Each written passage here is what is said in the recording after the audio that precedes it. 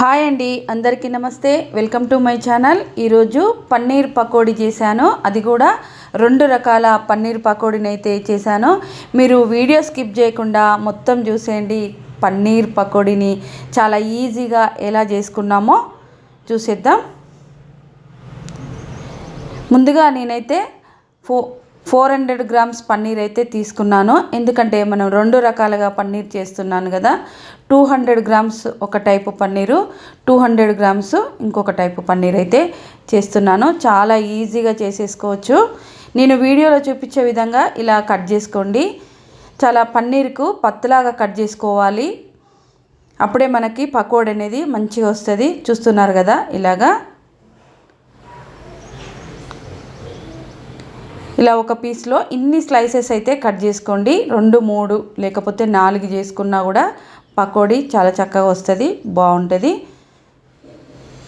ఇప్పుడు మిగిలిన 200 గ్రామ్స్ పన్నీర్ని కూడా కట్ చేసుకొని మనం సపరేట్గా అయితే పెట్టేసుకుందాం. 2 వేరు పకోడీ చేస్తున్నాను కదా. ఇప్పుడు ఒక బౌల్ అయితే తీసుకున్నాను. దీంట్లోకి 200 గ్రామ్స్ పన్నీర్ని అయితే వేసుకుంటున్నాను. ఇది మసాలా పన్నీర్ పకోడీ. ముందుగా ఈ పన్నీర్లోకి నేను 1/2 టేబుల్ స్పూన్ కారము, సరిపడేంత సాల్ట్ కూడా వేస్తున్నాను. అలాగే 1 టేబుల్ స్పూన్ ధనియా పౌడర్ వేయాలి. అలాగే 1/2 tablespoon black pepper, 1/2 tablespoon garam masala. 1/2 టేబుల్ స్పూన్కు కొంచెం తక్కువగానే వేసుకోవాలి, ఎందుకంటే పన్నీరు 200 గ్రామ్సే కదా. ఇప్పుడు ఈ మసాలా అంతా పన్నీర్కు పట్టేటట్టుగా కలుపుకోవాలి. ఒకవేళ డ్రైగా అనిపిస్తే కొన్ని వాటర్ అయితే వేసుకొని చక్కగా పన్నీర్కి అంతా ఈ మసాలాను పట్టించుకోవాలి. ఇలా పట్టించుకున్న తర్వాత ఒక 10 నిమిషాలు మాత్రం పక్కనైతే పెట్టుకోవాలి. అప్పుడే ఉప్పు కారం మంచిగా పన్నీర్కి పట్టేస్తుంది. ఇప్పుడు ఇంకొక టైపు పన్నీర్ పకోడీ అన్నాం కదా, దీనికోసము గ్రీన్ చట్నీ చేసుకోవాలి. గ్రీన్ చట్నీ కోసం పుదీనా, కొత్తిమీర, పచ్చిమిర్చి, చిన్న అల్లం ముక్క, సగం నిమ్మకాయ సరిపోతుంది. ఇదంతా కూడా మనం మిక్సీలో వేసుకోవాలి. నిమ్మకాయ కూడా ఇలా మిక్సీలోనే మనం ఒక చెక్క నిమ్మకాయను పిండేసుకోవాలి. దీనిలోకి సరిపడా సాల్ట్ కూడా వేసుకొని మిక్సీ అయితే పట్టేసుకుందాం. చూసారు కదా, ఇలా మిక్సీ పట్టుకున్నాం గ్రీన్ చట్నీ. ఇప్పుడు దీన్ని మనము ఇంకొక 200 గ్రామ్స్ పన్నీర్ను స్లైసెస్ లాగా కట్ చేసుకున్నాం కదా. ముందుగా ఒక స్లైస్ను తీసుకోండి. ఇలాగ వీడియోలో చూపించే విధంగా ఒక స్లైస్ని తీసుకొని ఈ మనం పేస్ట్ లాగా చేసి పెట్టుకున్నాం కదా గ్రీన్ చట్నీ, ఇలా స్టఫ్ చేసుకోవాలి. తర్వాత ఇంకొక స్లైస్ని ఇలా మీద పెట్టేసుకోవాలి. ఇదే స్టఫ్డ్ పన్నీర్ పకోడీ గ్రీన్ చట్నీతోటి చాలా బాగుంటుంది, మంచి టేస్టీ అయితే వస్తుంది. చూసారు కదా, ఇందులో మనము పుదీనా, కొత్తిమీర, పచ్చిమిర్చి, అల్లము, నిమ్మరసము, సాల్ట్ వేసుకున్నాము. ఈ చట్నీ గ్రీన్ చట్నీ. ఈ గ్రీన్ చట్నీ కూడా మనం ఇందాక మసాలా తయారు చేసుకున్న పన్నీర్ ఉంది కదా, పకోడీ చేసుకున్నాక గ్రీన్ చట్నీతో తింటే చాలా టేస్టీగా ఉంటుంది. ఇంకా ఈ స్టఫ్డ్ పన్నీర్ పకోడీని టమాటో కచప్తో తింటే అద్భుతంగా ఉంటుంది. చాలా అంటే చాలా బాగుంటుంది. చూస్తున్నారు కదా, ఇలా మొత్తాన్ని మనము స్టఫ్ చేసుకోవాలి, బయటికి రాకుండా చూసుకోవాలి.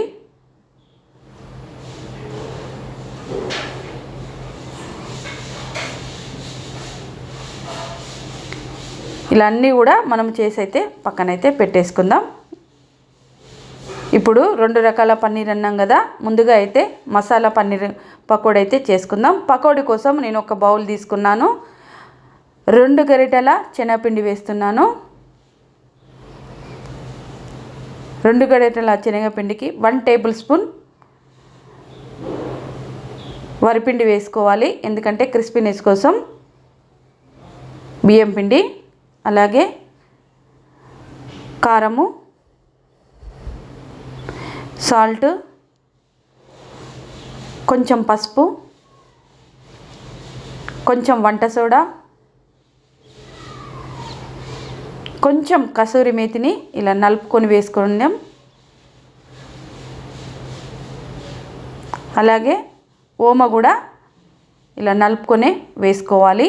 ఇది నేను 200 గ్రామ్స్ పన్నీర్ కోసము పకోడీ కోసం కలుపుతున్నాను. ముందుగా అంతా కలిసేటట్టుగా ఇలా కలిపేసుకుందాం. కొంచెం కొంచెం వాటర్ పోసుకుంటూ మనం పిండిని అయితే మరీ జారుడుగా కాకుండా కొంచెం తిక్కుగానే కలుపుకోవాలి. చూస్తున్నారు కదా ఇలాగా. ఇప్పుడు మసాలా పన్నీర్ పకోడీ అయితే ముందుగా చేసేసుకుందాం. ఇలా పన్నీర్ని ఇలా ముక్క పెట్టేసుకుందాం పిండిలో. చూస్తున్నారు కదా ఇలాగా మంచి చక్కగా పట్టేస్తుంది పిండి అనేది. ఇప్పుడు ఆయిల్ వేడెక్కినాకనే వేసుకోవాలి. ఎందుకంటే ఆయిల్ ఫుల్గా ఉంటేనే వేడెక్కితేనే మనకి ఆయిల్ అనేది పన్నీర్ ముక్కలకు పట్టకుండా పకోడీకి అనేది తక్కువ పీల్చుకుంటుంది. సో ఫ్లేమ్ అనేది హైలోనే పెట్టి వేయించుకోవాలి.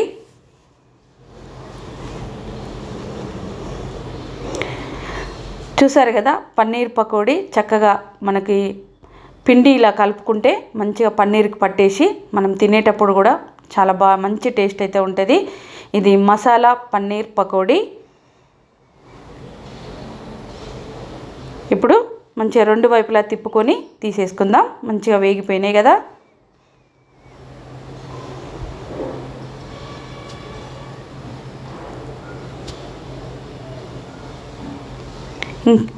టిష్యూ పేపర్లో వేసుకోండి. ఏమన్నా ఎక్స్ట్రా ఆయిల్ ఉన్నా కూడా టిష్యూ పీల్ చేసుకుంటుంది కదా.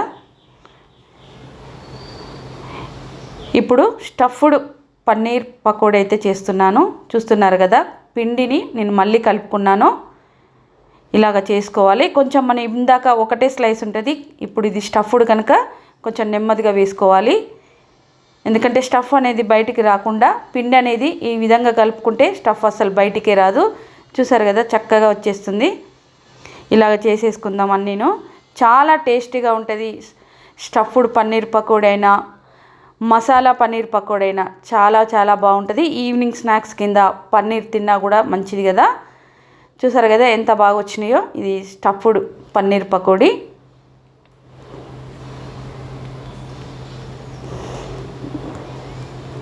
ఇవేమో మసాలా పన్నీర్ పకోడీ, ఇదేమో stuffed paneer pakodi.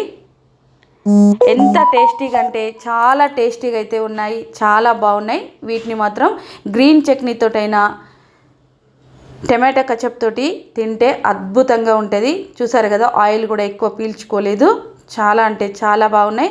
Friends please subscribe my channel. మంచి tasty paneer pakoda. Thank you for watching.